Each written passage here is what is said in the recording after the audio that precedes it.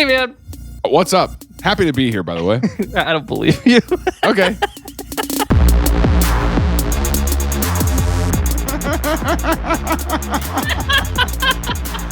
Must have Ninja Creamy. The recipes I can make is 40 grams of protein for only 380 calories.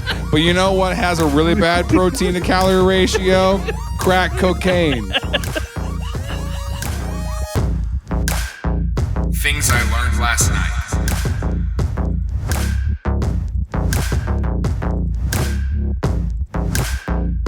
TILLN. Hey, have you ever heard of... Actually, you know what? I was going to say what... I was going to ask you if you ever heard of this, but I'm just going to show you a picture, and you tell me if you have ever heard of this. Sure. And you have to describe it also to our listeners. All right. Okay, here. Have you ever heard of this?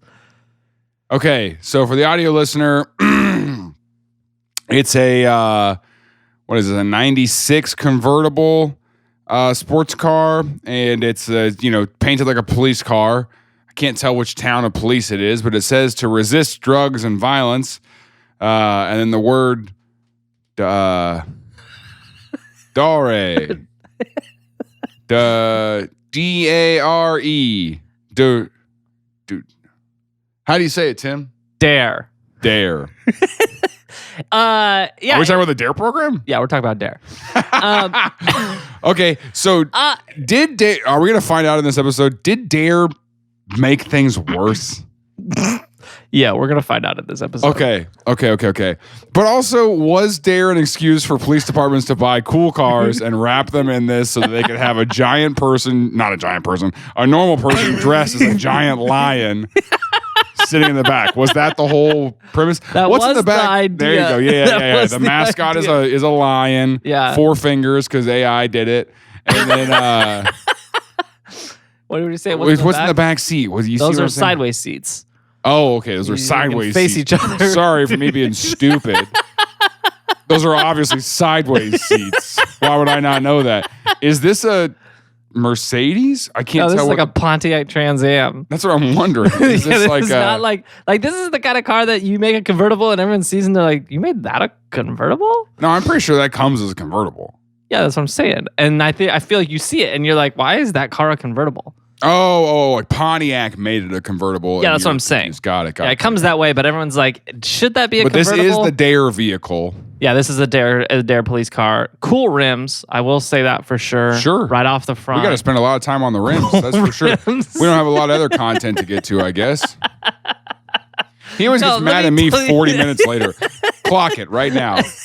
Clock it. 40 minutes start from a now. Stopwatch. 40 minutes from now, Tim's going to go. Like, we got a lot to cover. He's going to be like, hey, man, we got a lot to get to. Yeah. And then remember that at minute, I don't know, 2.5, 2 minutes and 30 seconds, he was like, oh, it's got some pretty cool rims and it's pretty crazy that Pontiac made this a convertible.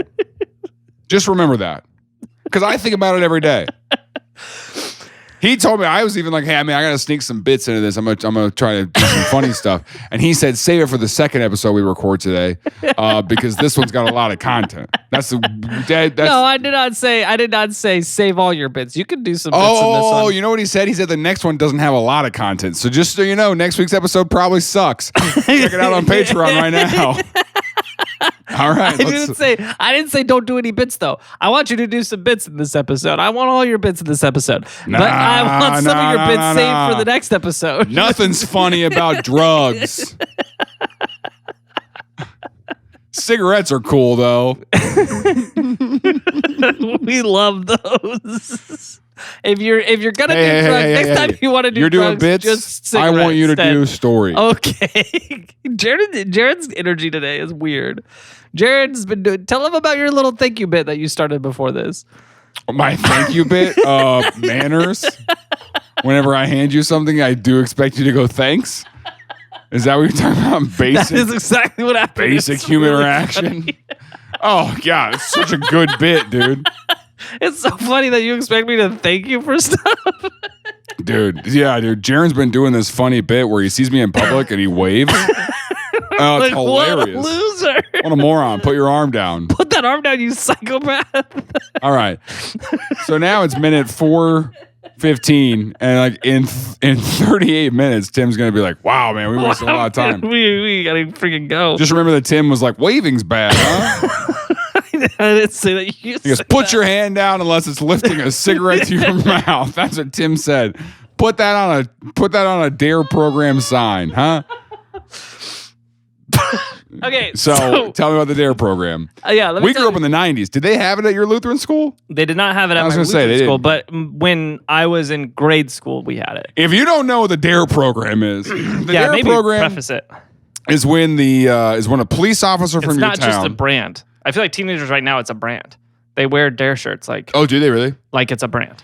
So then they don't know the trauma we went through when you're sitting in third grade and a police officer from your town in full uniform comes in and tells you that any day you're going to get kidnapped on the way home. As I remember that talk where he was like, "Don't talk to anybody but your teacher. Look at her face. Memorize it because someone's going to try to dress like her and convince you that it's her, that it's her. But it's not Mrs. Campbell. All right? That is a predator trying to take you home in Mount Vernon, Missouri." Because they really thought that someone who was a man could wear a wig and be like, "Hey, I'm your teacher, Miss Campbell." And then we'd be like... And then kids are dumb enough to be like, Yeah, you are. You do look like the person I just You need me to get in your spent van? 9 hours a day with. I didn't know you drove a rusty, weird van. Speaking of rusty, weird vans, on the way here, I took that So back what way. also would happen is they would bring drugs to the school. And they would go, "Here's what meth looks like." They actually did that. And you would go, "Oh." And they said, "Don't ever look at one again." Yeah, don't make eye contact with this meth. If you look at it, you get addicted. And then they would go to the kid, probably most likely to get addicted, and they would just dangle in front of his face. They go, "You want this meth, don't you?" And he's in second grade, and he's like, "I guess." And they're like, "That's the wrong answer." Wrong answer. And then they beat the heck out of that kid. Beat him in front of everybody in the class. To teach us a lesson. Yeah, they're like, "See, look what he looks And like." the whole time he did it, he was like, "This hurts me more than it hurts him." And DARE was crazy. And then on the way out, he planted that kids with drugs and arrested him. It was crazy. I remember, dude, there's so many things about the DARE program that are so, like, there's this, like, little, you know how your memory just has little moments? Yeah. I remember one time this had to be middle school, so 6th or 7th grade. There was the trouble kid in our grade, which is probably different than the Lutheran school trouble kid. Your Lutheran school trouble kid just said cuss words every once in a while. True. Ours was like a hardened criminal, dude. He had like the mohawk and like eyeliner in 6th grade. You're like, yeah, you know. And the DARE officer put handcuffs on him. Oh, interesting. And then this kid has been arrested, I think, before at this point, and did the thing where he pulled it underneath his butt and then pulled the handcuffs underneath his legs and then had the handcuffs in front of him. Yeah. And then was trying to get out of the handcuffs the whole time and like got pretty close. And I don't think it made that DARE officer very happy that a 6th grader was usurping his authority in this class. Interesting. But I always remember the officer handcuffing that sixth grader.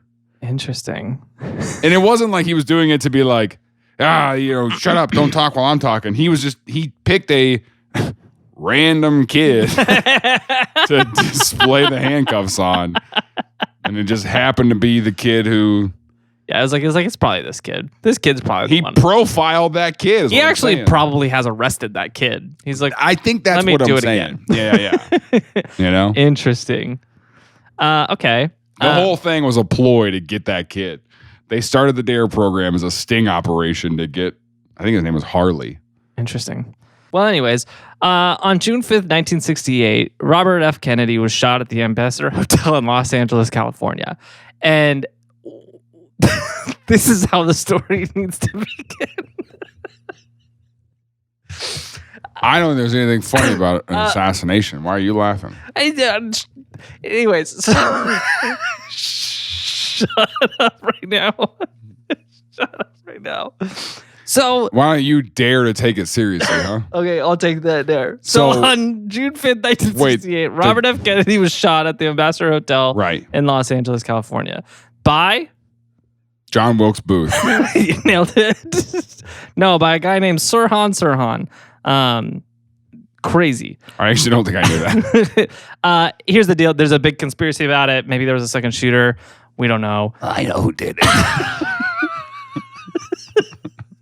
What we do know for sure is there were that 2,300 photos taken at the event.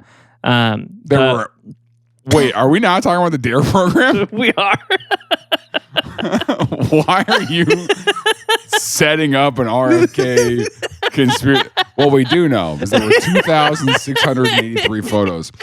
Now, from this angle, there are 171. Why do we not have any from this angle? There was a photographer we can see in this shot. We can see the photographer standing over here. Here's the thing. There's no way someone could have made a shot from over here. There has to be a second shooter. What are you talking about? What I'm saying is there were over 2,000 photos taken at the event. The LAPD at the event seized the cameras of every photographer that was there. Okay. And they took all the film because they're like, this is evidence of this assassination. At the time, attempt, but he later passed away. So the actual assassination. Right. After reviewing all of these photographs, at some point in the investigation, LAPD decides the best thing to do is to burn all the photographs from the event, which is sketchy. And so, in the wake of this, the Los Angeles chief of police loses his job, and a new chief of police is named, a guy by the name of Daryl Gates. And Daryl Gates is, I mean, on one hand, a product of his environment. Obviously, there's some corruption. Obviously. If they burned all those photographs, there's clearly, what we know for sure is there was clearly a narrative the LAPD was trying to spin of the event. We don't really know why, but we do know that they got in trouble for it, and the chief of police was removed because of it. Okay. And so Daryl Gates was named the new chief of police, and he did some significant things in his tenure as chief of police. He invented the SWAT team. Strong start to his career. He was the chief of police during the LA riots after the murder of Rodney King. Rodney King riots. Did they kill him or did they just arrest him? Yeah. And maybe I don't remember that story really well. You remember the Rodney King story? Did they kill him? But the fact that you called them the LA riots instead of the Rodney King riots is interesting. But so he's not doing good things then. No. Yes. No. So he's still absolutely not corrupt. In the middle of his career, right smack in the middle of his career, in the late 70s, early 80s, he ran a group called the PDID, which was the Public Disorder Intelligence Division. He's the chief of police. Chief of police. Yeah, for the LAPD. He puts together the PDID, the Public Disorder Intelligence Division. Public Disorder Intelligence. Okay. And the idea was pretty simple. He said, look, drug abuse is an issue in our schools. It would be sweet if I had a spy network in the schools. And so I'm telling you, I knew the second Officer Lacey came into our classroom. I said, this guy's a narc. I tried to tell the other kids. I was in kindergarten, and I was like, he's a narc. Don't trust him. He literally did 21 Jump Street. He had undercover cops that went and were high schoolers and went to high school and were looking for the drug dealers in the high school, was the concept, literally. Were there drug dealers in the high schools? I mean, I don't know. I haven't seen like reports that said that. Most likely, probably some. And when we're talking about drug dealers, are we talking like... It's marijuana. It was That's marijuana. what I'm saying. Like, let's be real. Like, it's not like... Yeah. This thing happens. Yeah. The ACLU finds out, and they're like, hey, I don't think you're allowed to do that. And so this ends up becoming this massive court case, and the U.S. government, the federal government, shuts down the PDID. They're like, yeah, you can't just spy on kids in schools. And you can't send undercover officers in there without a reason in advance. Like, you have to have evidence that there's something there's got to be... to send an undercover officer into the school. Sure. And he was so mad about this. He was like, I had one of the best spy networks in the public school system anyone's ever had in the public school system, and the federal government shut it down. And he was very, very frustrated about it. Okay. So he spent some time trying to figure out how can he replace his spy network. and he found out about the LA School Board had like a program called the SMART program. It had been running for a How few long has years. he been chief of police at this point? I mean, at this point, this is, I believe it was the early 90s when they shut down his PDID. So he's been the chief of police. He's been the chief of police for a while. He ran the PDID for a long time. So I see how it's relevant that we started at RFK's No, that's how assassination. he became chief of police. Okay. That's how he got here. Okay. And it's important because it paints the background that he was already a high-ranking official in the police department. Okay. So he was They burned the photos. a part of burning all these photos. Yeah. Yeah. He was doing some sketchy stuff, is what I'm trying to illustrate. And then he started the SWAT team, sketchy. Started the PDID, sketchy. The PDID gets shut down, and he says, what do we do? And so he finds out about the SMART program, which is an LA school district program to combat drug abuse in their schools. Yeah. And they have been running for years. And this was run by the actual school board. And they had brought in and partnered with local universities to pilot programs that could actually make a difference. Sure. And they had attempted many years earlier a program where they would go into the schools and they would equip teachers to educate the kids about drug abuse and the dangers of it and why you shouldn't do it. And what they found is that this program was not effective at all. It actually led to an increase in drug abuse in their schools. And they think the reason for that is because it made it seem kind of cool. Look at this picture of these teens on drugs. And it's just like a house party, and they're like, and it's like, look at these idiots throwing away their future. And kids were like, those kids are pretty hot, to be honest. So by the early 90s, they had come up with a peer-to-peer program that they were running that they were seeing much more success with. And it was actually having really good results. Like they were seeing drug abuse in the schools drop when they were using this peer-to-peer program. And the concept was essentially you would pick a handful of kids to be your like ambassadors of drugs are bad. I remember this happening in my school too. You can tell me if I made this up in my head. I don't think I did. Did your school do a fake drunk driving accident? What do you mean? What do you mean? Can you describe this to me? Because I don't know. Did your school do a fake drunk? Okay, so I'm not crazy. This. Welcome to public school. Here's what we did. There was a day, and I don't know if this is what you're describing. There was a day where they pulled a drunk crash car into our parking lot, and we're like, "This could be you," and it was broken. I think that might have been how this idea started, and they were like, "The kids aren't getting it.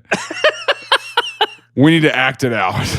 Okay. And so they had someone sit in the car and be dead, and then they had other teens freak out and be like, oh my gosh, and like do this whole crisis play, and the fire department would roll up and they would try to save that person, and like you would see people on the phone sobbing to their mom, being like, oh my gosh, Jennifer just died, crying on their phone, and we're all just standing out front of the school. And they got Jennifer. They got Jennifer. She was a theater student. They were like, "You're ready for the role of your life." None of us think it's real. None of us are out there being like, "Are we watching Jennifer die right now?" I thought they were like, "We're gonna crash on the way into class today." No one's gonna know. That might be where it is now.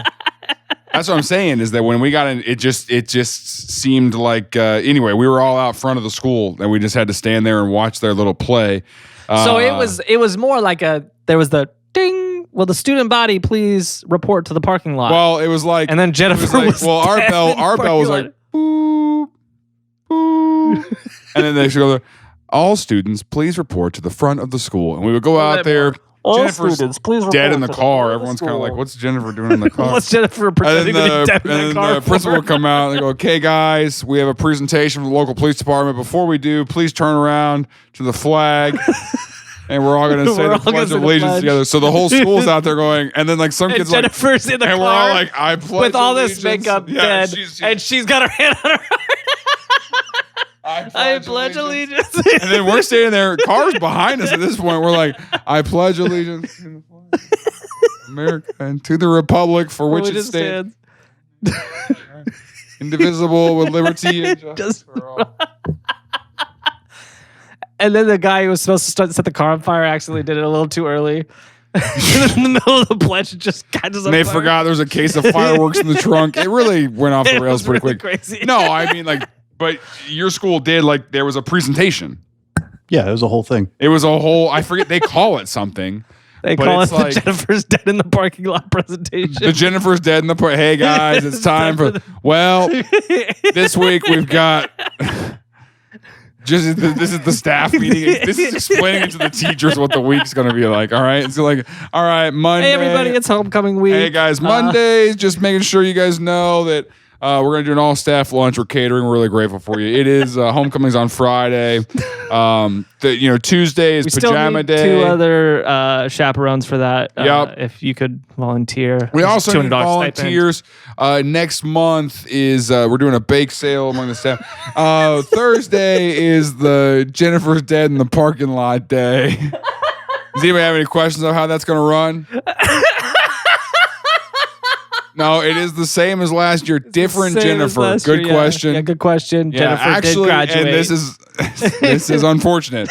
Jennifer, Last year's Jennifer has passed away she got tragically. in a drunk driving accident. And so it turns out won't. she needed to be the one. What? This is bad. Alex is writing it down. I'm not proud of But that. her bit. family donated her car. I wasn't trying to go. She got a drunk driving accident. I was just going. She passed away, and you were like, "Yeah." And actually, she didn't learn her lesson.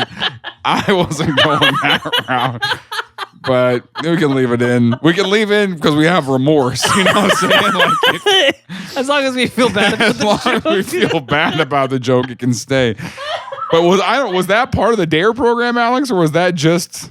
I feel like that had to have been related, but I don't remember that being like directly within the Sure. DARE assemblies. I feel like it was its own thing for some reason. I feel like it was just. Weird. I don't know, man. It's so weird. So that's what we did in our town, Yeah. and it did. We definitely had the car that was mangled would get brought. Well, and I think it'd be in the parking lot for like a week. you know what helped us growing up in a small town with drunk drivers was that tractors can only go 15 miles an hour. So it didn't really matter. You couldn't ruin your life on 15 miles an hour. It's true. I had that on my shirt. Hey, thanks for watching our show. If you like it, a great way to help out is by being a Patreon supporter. Doing that helps make this show possible, but it also gets a lot of perks for you. You can get every episode a week early ad-free. You get access to a Discord where you can meet a lot of other people who love the show and actually hang out with Jaron and I every month on a hangout. And we're also in that Discord chat all the time, talking with people, talking about episodes and just random stuff in life. It's super fun. There's a way to get birthday messages, a free gift, merch discounts in there. So there's a lot of really great reasons to be a Patreon supporter. You get a lot of benefits out of it. And it also makes the show keep happening. So if that sounds great to you, you can go to support.tilln.com or tilln.com/support, or just tilln.com and search around until you find the links and become a Patreon supporter. We really appreciate you doing that. But if not, right back to the episode, right? So yeah, Jennifer's dead, Interesting. and the police didn't do anything about it. There was like 20 of them there and no one helped her out of the car. But they really were crisis actors, essentially. Like that's what it was. Yeah. And It was very weird. you learned.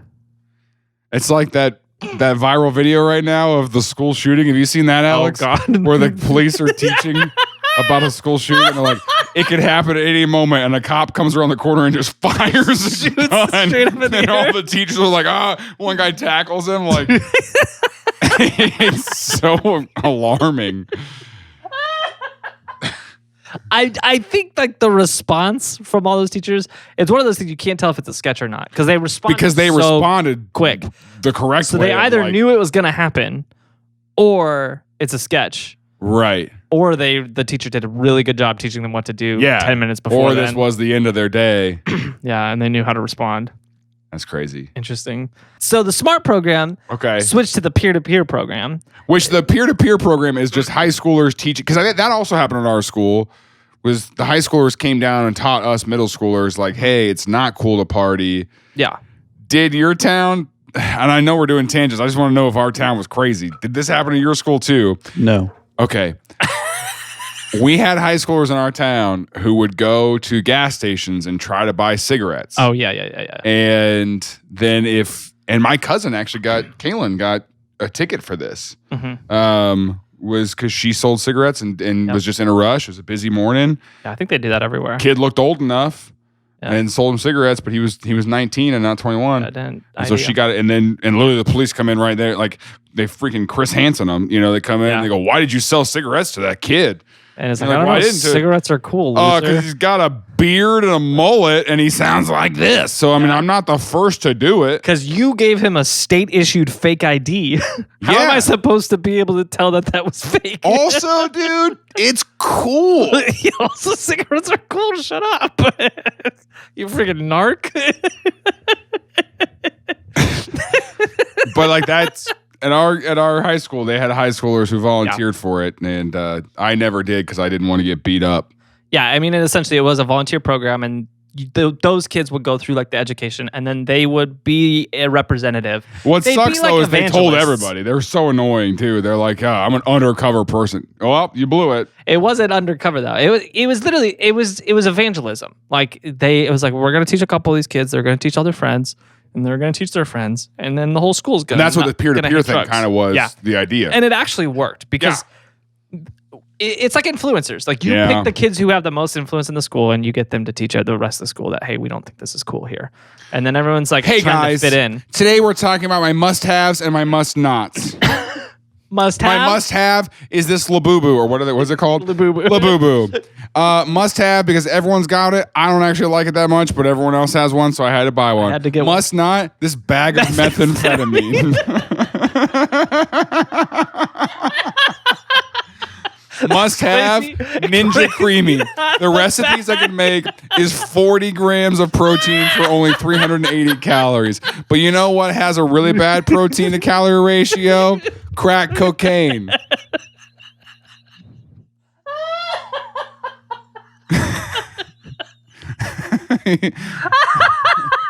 Here's my Amazon finds.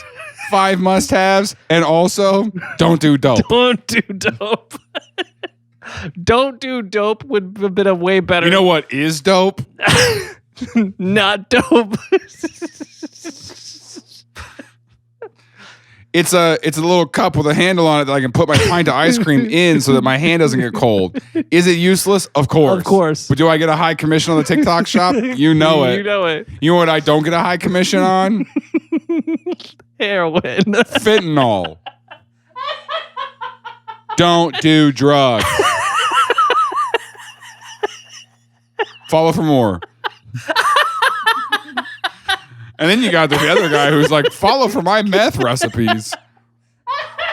You know what? And what sucks is that he doesn't even include it in the post. He has it at a link in his bio. Yeah, you gotta go to a link to the bio. An email capture. Yeah, and then you have to give him an email. Yeah, it's a nightmare. So that format, having the influencers, the peer-to-peer program, worked the best. And they actually saw a decrease in drug abuse in their schools from doing this peer-to-peer program. And so the SMART group, the SMART program was like, hey, we're going to do more of this. We're going to roll it out to more schools. Sure. Meanwhile, Daryl Gates is like, I lost all my spies. And he's like, I hear about the SMART program. I'm going to go talk to them. And so one day after a SMART program board meeting, he shows up and he's outside and he runs into some of them in the hall. And he's like, hey, you guys still doing that SMART program thing? And they were like, yeah, and it's a little different now. We're not doing the education program. He's like, oh, well, you should do the education program thing again. And what if like police officers did it? And they're like, I don't think that would work very well, actually. And he was like, I think it'd work really, really good if it was cops doing it. Like, I think it would be great because, like, just imagine you're in third period, right? It's math, and then one of my new teams, we actually just named them SWAT. Like, dude, what does SWAT stand for? My geography class got swatted today. That's a new thing people should do. So the people in the SMART. So he's like, yeah, I think we can pull it off. I think we can just, send in the SWAT team to the classroom. Not the SWAT team, just regular cops, just regular beat cops. We'll scare these kids. Scared straight. Yeah, it's the concept. And so, but the SMART board is like, we hate the idea. It did not work with teachers. Yeah. And they'd show him the data. And he's like, I think it would work. He's like, yeah, cops. But it would work with cops. Yeah, it would work better with cops. And they're like, I know kids hate teachers, confident. But if there's anything the teens love, it's cops. It's the police. Kids really like the police. And so the SMART board pretty much just shuts them down. And they're like, we're not going to do it. We're not going to bring you in.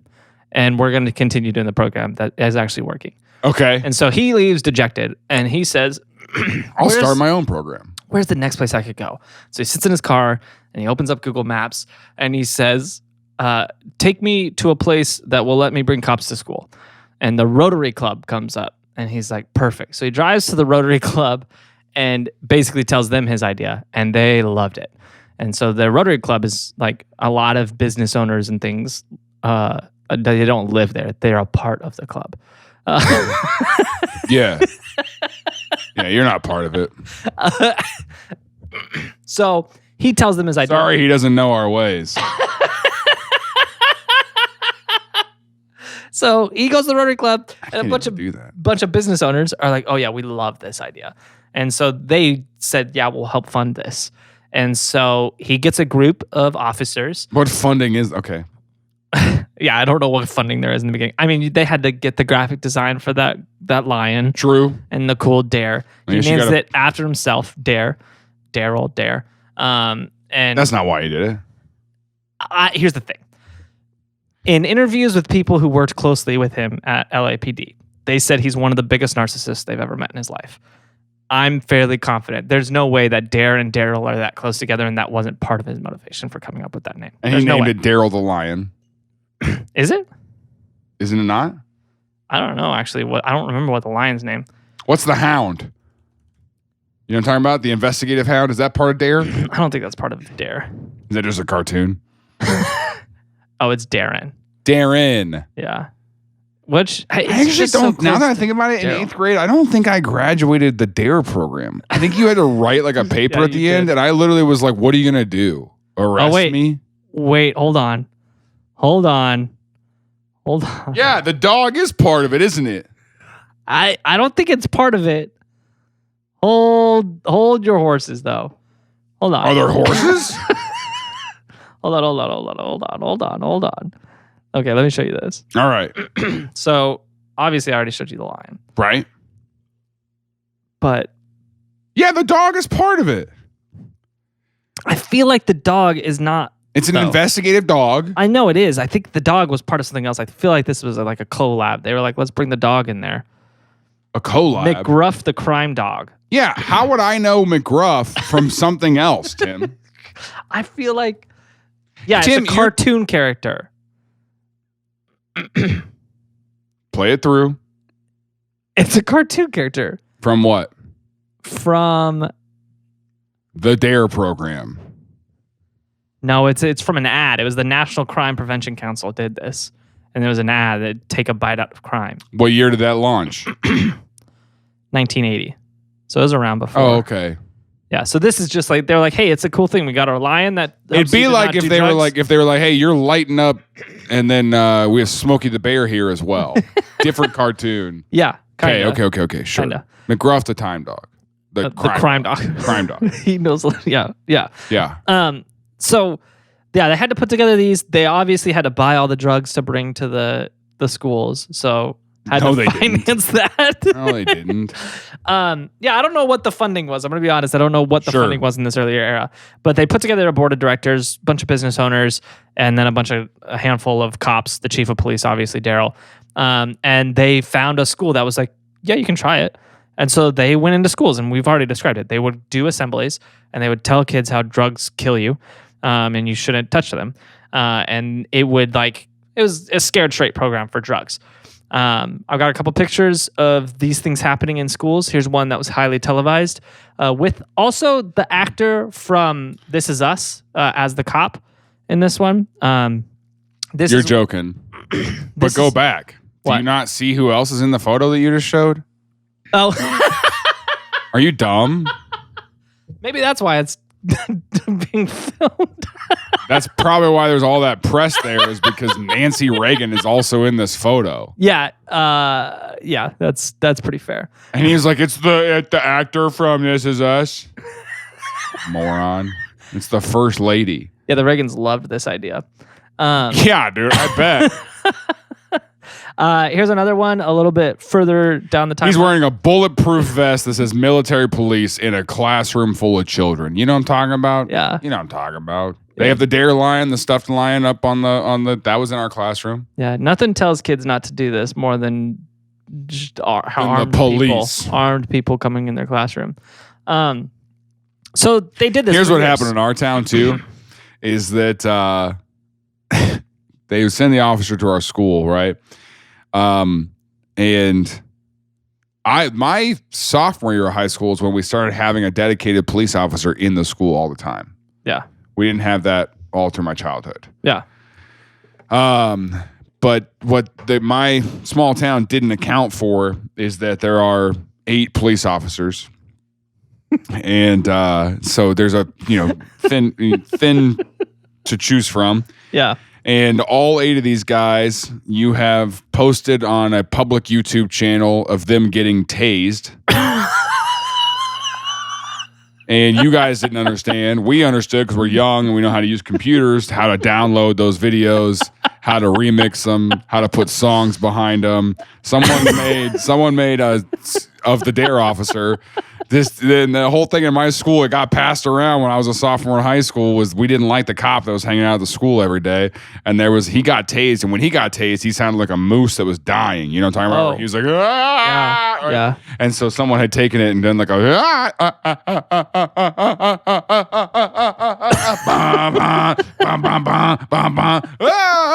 like it was, I need to try to find that video. That's incredible. Like it was the way you got that same rhythm remembered. Dude, it was. You didn't even have to do some that. Some kids made it their ringtone. You know what I'm talking about? And then they would just walk. No way. They would walk by him in the hallway playing a video of him getting tased. That's how much they disrespected the police officer that was at our school. That's crazy. So interesting. So, what is very interesting about this is they started doing it in the school. Yeah. And they did the education program. They came up with this curriculum where they went through every drug and you learned how bad it was. And then you learned that you go to prison and you scare the kids. But they also put together, they had like, what was the word for it? A confidential box. And so every DARE program gave the classroom a confidential DARE box. And it was kind of like... You could drop off your drugs? No. It was kind of like... remember a Valentine's Day growing up? Oh, you dropped the Valentine's Day in everyone's box? You could like report. Yeah. And so if you were like, hey, I think someone's doing drugs, you could slide your report in that bucket and the cop would come by occasionally and check what was in the bucket. And so... And it was a big event. He'd walk in the room and everybody would be like, bucket, and he'd open it up and then he'd look and then he'd read this it. And what are you talking about? In front of the whole class, he'd be like, Tommy is doing drugs. And then he would arrest him in front of all the kids. And then Tommy would be like, no, I'm not. And it really was like, it was trying to teach kids, like, this is what a jury of your peers is, right? And so like, then you would pull the kid up in front of the class and then we'd walk him through a whole thing. And then we'd take a vote at the end of like, do you think that he's innocent or guilty? Yeah. I did get an F on a test once, so I wrote my teacher's name, put it in the box. I said, Mrs. Neely is doing drugs. Please bring the cops to school. And she's actually serving 25 to life for it right now. Yeah. Who's learned their lesson now? Yeah, who do you think got an F? I think she gets out next year. Hopefully she's Send not her mad. some flowers or something. Hey, sorry for wrongfully sorry I impersonating you. ruined your life because I was a 5th grader. And yeah, I mean, it really was. It was a suggestion box that they put in every classroom. Yeah, the suggestion was, I think somebody's using drugs. Well, no, I think it was a tip line essentially of like, and they even told us too, like, because it was more than drugs that they walked over. Like I said, they did the whole like kidnapping thing. Yeah, they taught us about what abuse looks like. If you're experiencing this at home, you can put this in the car. It was which. This is another one of those things where if you think about it for a second, it's like, oh, that's a good idea. You should give it. And if you think about it for another second, you realize that what happens is first, these are children. Yeah. They don't really know what they're talking about, and so like you end up with tips that maybe aren't very true or inaccurate. Right. But also sometimes you do get tips that are accurate. And what was more common than anything out of these confidential boxes was kids reporting their parents for drug abuse. And what inevitably happens is these kids report their parents get arrested, they go into foster care because now they don't have someone to care for them, and eventually the kid learns that it was their fault. Like, technically it was their parents' fault, the parent did it, but they learned they're the person who made this happen. Well, but and also, like, I remember one time getting really mad at my mom while she was driving because she took a sip of her Diet Coke, and I said, "You can't drink and drive," you know? So it's like, if I told on I was like, my mom drinks and drives. Yeah. Because you're a kid and you don't understand. Right. Yeah, exactly. And so these are things where, it sounds like a good idea, but in practice, what ended up happening is it caused a lot more trauma than was necessary. And a lot of these situations, the majority of them, their parents smoked weed sometimes. Sure. Let's be honest. So it ended up being a traumatic thing for a lot of children, kind of unnecessarily.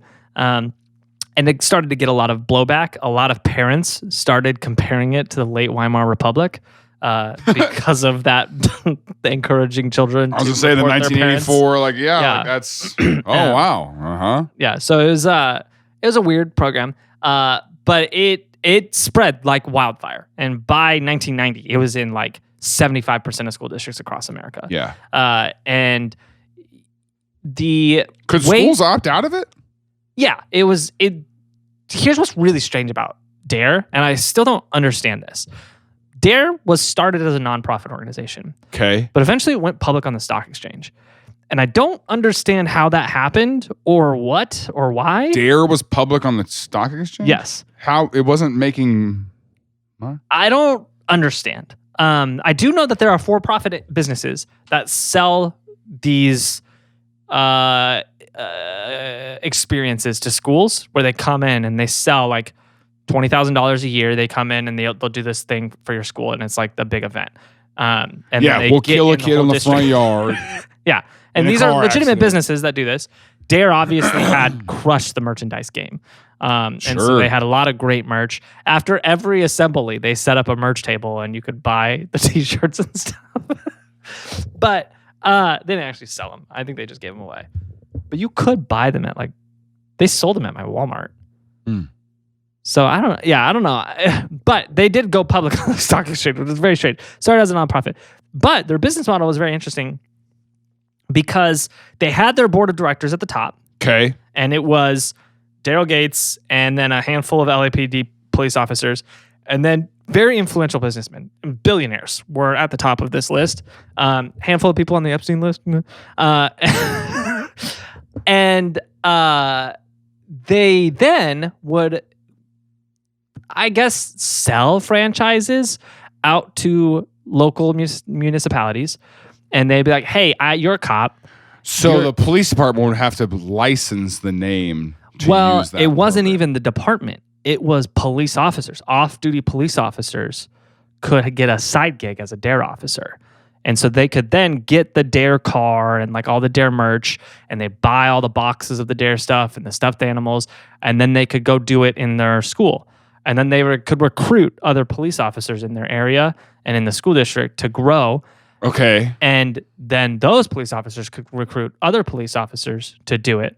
And that's why it spread so fast, because it was kind of an MLM. And the way they got that model, one of the board members, the founder of Herbalife.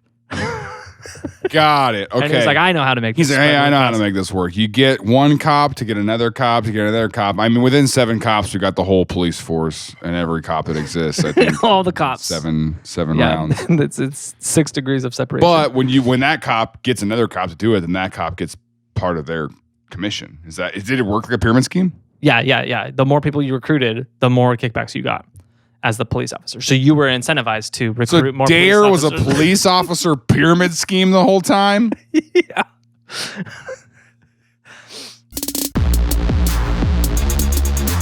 Hey, thanks for listening to Things I Learned Last Night. It would do us a huge favor if you could just share this episode with somebody or just share the show. Tell someone you like it. That helps us grow the show. Another way to help us grow the show is to sport our merch, which is actually super comfy. We changed to a new merch supplier a couple years ago called Fourth Wall.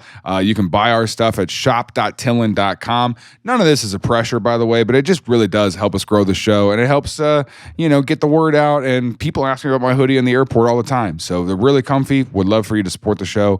And either way, thanks for being here. We're glad that we get to do this podcast.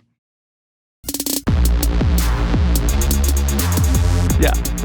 Okay. And here's the crazy thing. From the beginning, the smart program worked the same way the drug empire works. Here's the thing. You got to give it to these drug dealers. They know what they're doing. Hey, he gets his cut. They know business. And so here's what's crazy.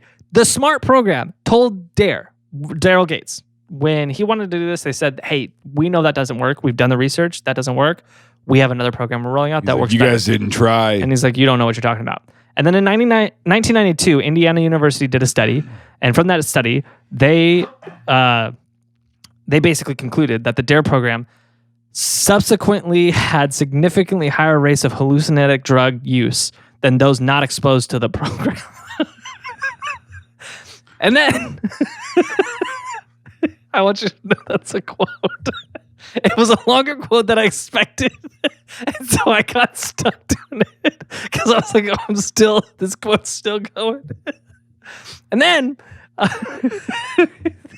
Stupid. And then in 1994... Say it again without laughing. What's the quote?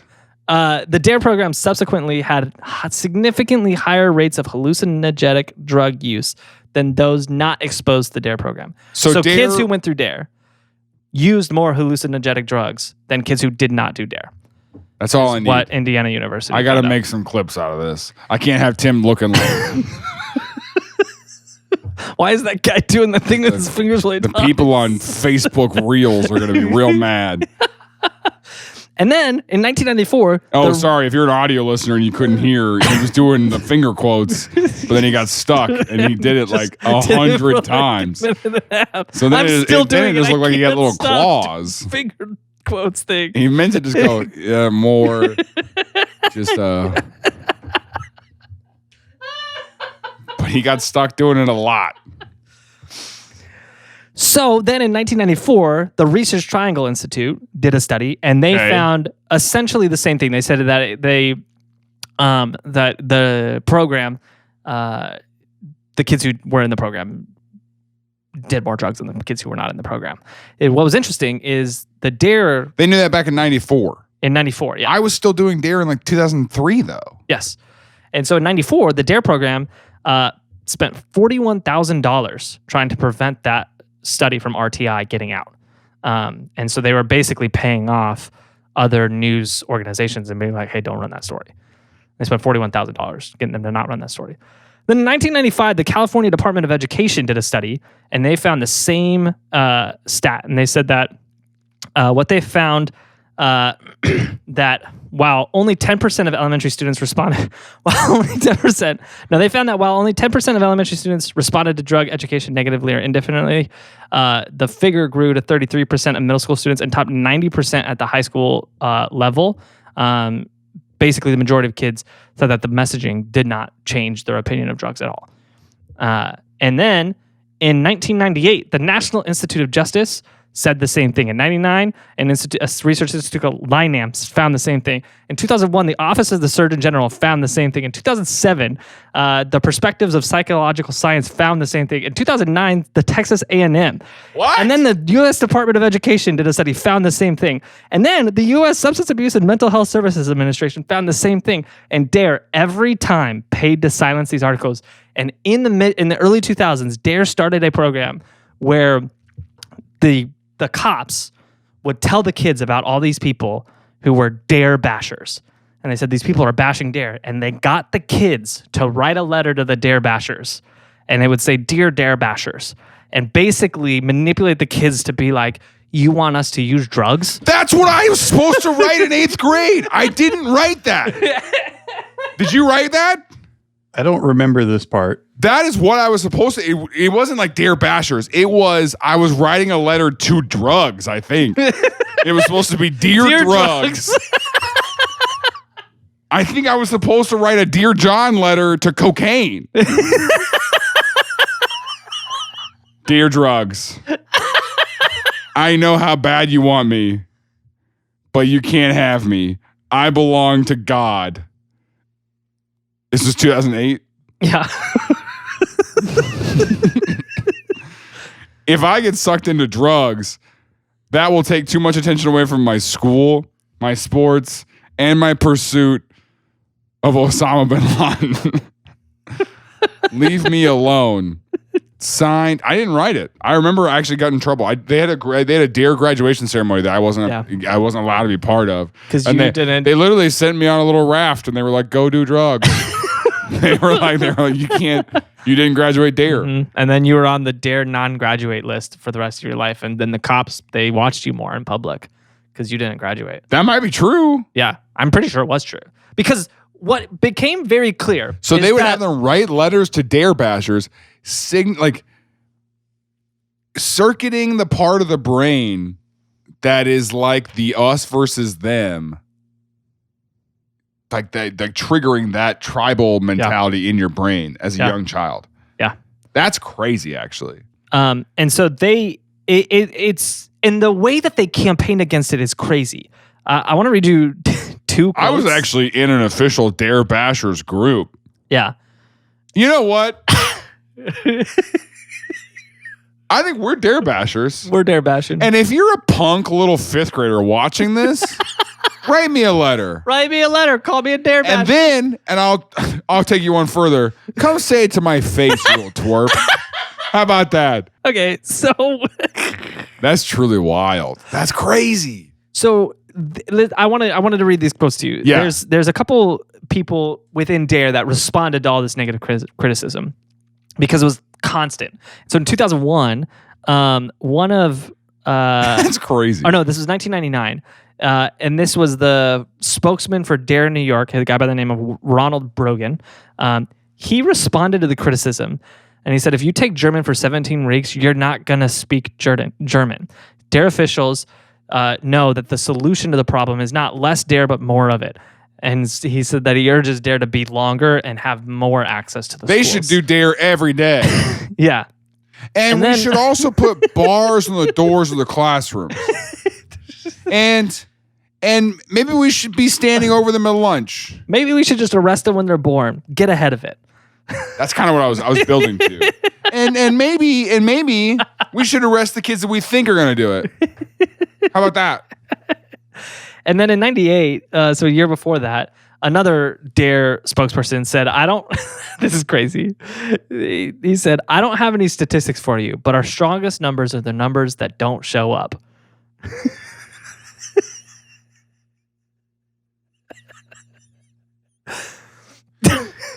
All right. Seems like you're coming at me with multiple studies done over several years from reputable institutions. Here's what I got to say. Nuh-uh. Oh, you've got studies over 2 decades now?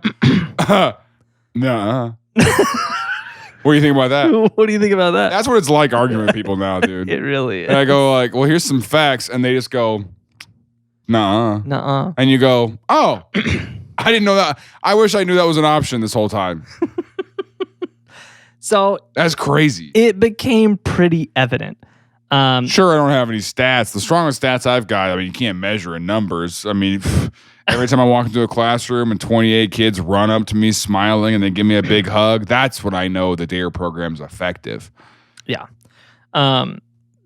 It became pretty obvious that they knew from the start that this didn't work to educate kids not to do drugs. Yes. And it was pretty clear that if they knew that, either they rejected all the evidence and continued to reject all the evidence, or that wasn't their motivation. Right. And I think it's a little of both. I think they rejected the evidence. I think they wanted to believe that what they were doing was making a difference.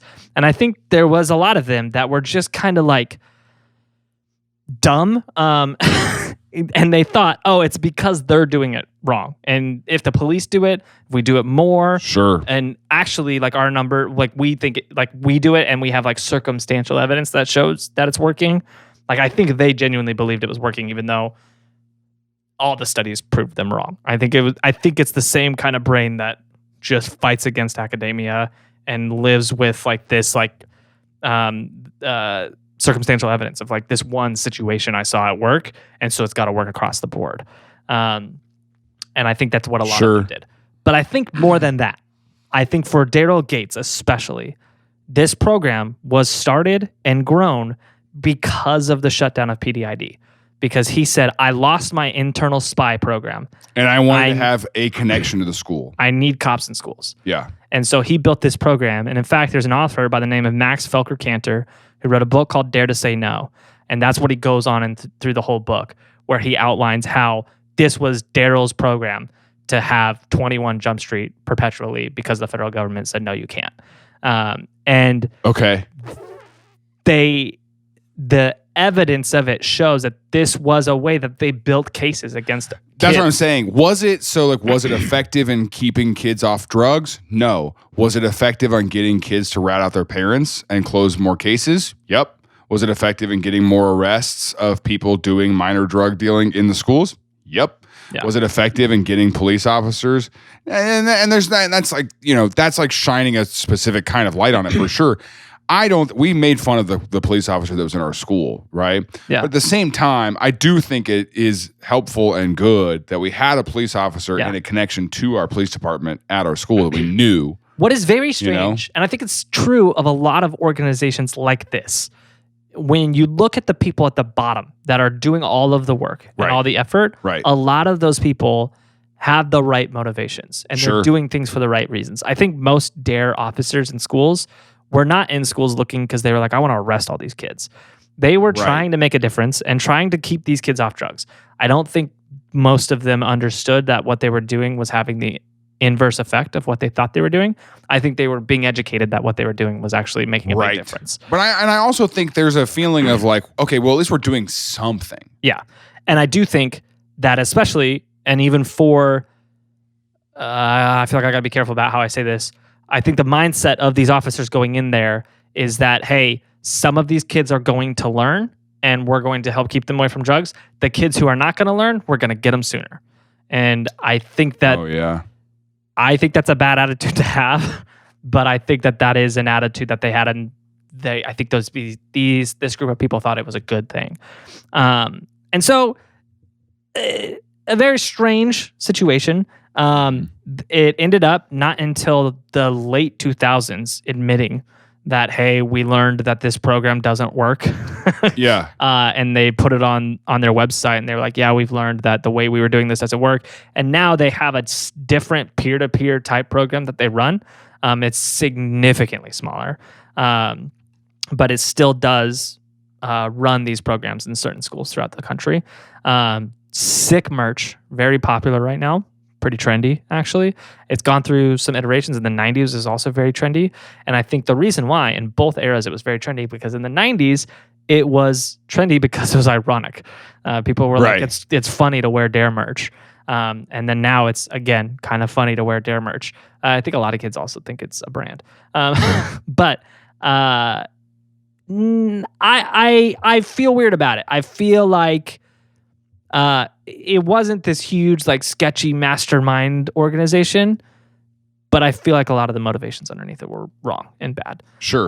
But I think that can happen in any nonprofit organization that starts or then even becomes a profit organization, is that once the amount of money is involved and once it's at that scale, it's one of those things where it has to work. I mean, I think it was before.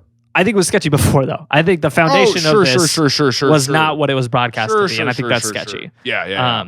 And the list of people, there was some interesting people who were board members of this. You had, what was her name? Hold on, let me see. Diane Disney Miller, Walt's daughter. You had, obviously, all the different cops. Michael Jackson, Arsenio Hall.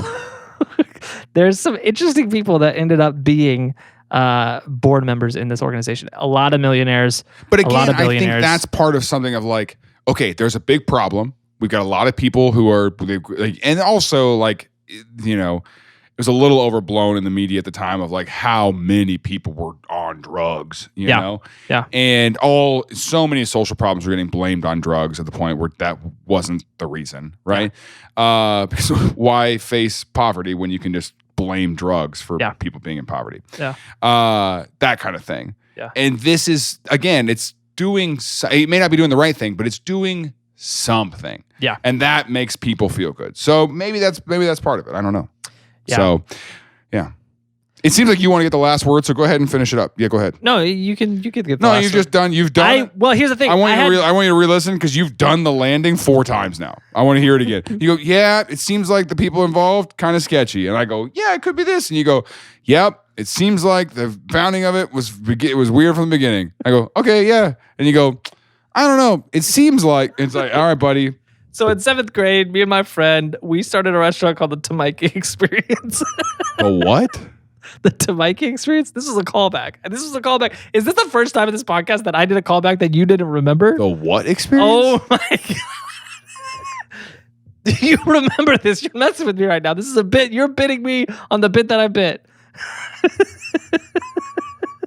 Tamaiki Experience. Tamaiki? Remember I made the Happy Meal and I ate it until I was in college. You know this bit. I hate you right now so bad. I forget this. Fiddle off. I'm done with it. See you next week.